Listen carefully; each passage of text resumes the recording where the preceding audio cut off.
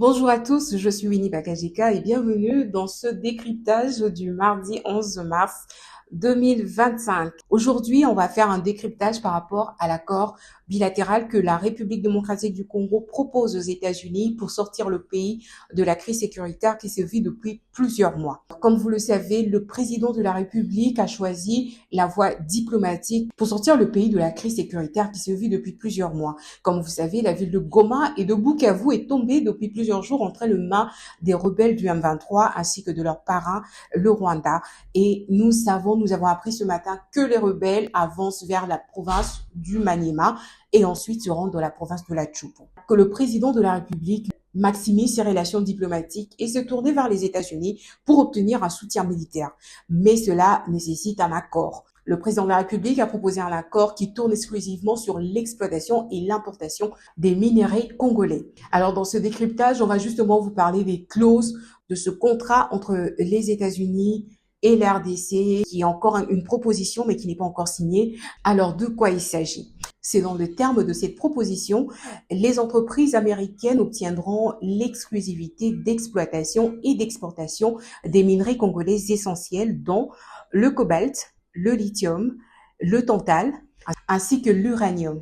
Et en retour, les États-Unis fourniraient une assistance militaire directe, incluant la formation et l'équipement des forces armées congolaises pour aider et sécuriser les zones minières et contrer les groupes armés. En outre, l'accord envisagerait la participation américaine à des projets d'infrastructures majeurs, tels que la construction d'un port en eau profonde sur la côte atlantique congolaise. Ainsi, faciliter l'exportation des minerais. Cette proposition vise également à réduire l'influence de la Chine dans le secteur minier congolais, en renforçant les liens économiques et sécuritaires entre la RDC et les États-Unis. Les discussions entre les deux nations sont en cours et les États-Unis ont adressé leur ouverture à explorer ce partenariat stratégique.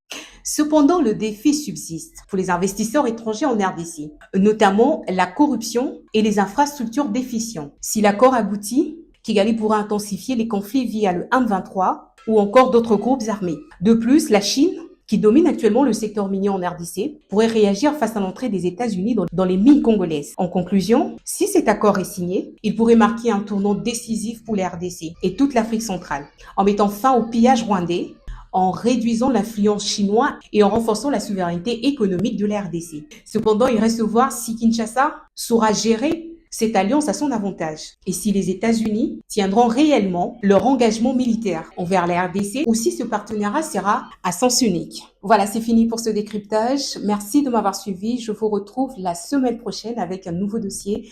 En attendant, prenez soin de vous et prenez soin de vos proches. Merci et à la semaine prochaine. Au revoir.